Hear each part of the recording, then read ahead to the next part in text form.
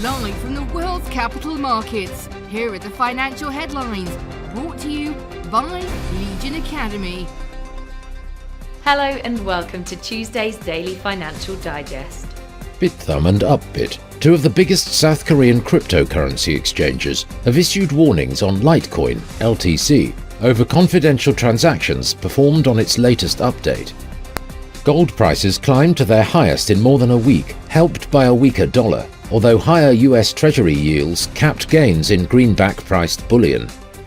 US and European stocks mostly rallied, with the S&P 500 trading just above bear market territory, while the euro jumped after the European Central Bank said it was likely to lift its deposit rate out of the negative territory by September.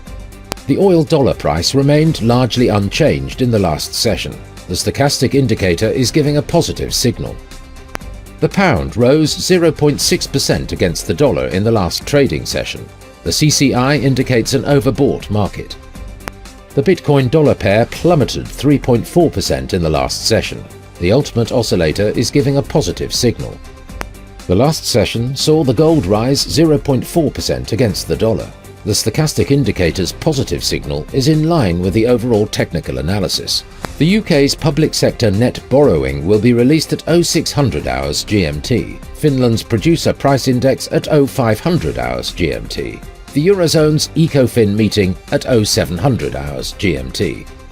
Japan's Jibun Bank Manufacturing PMI will be released at 0 hours and 30 minutes GMT, the US Red Book Index at 1255 GMT, the US new home sales at 1400 GMT.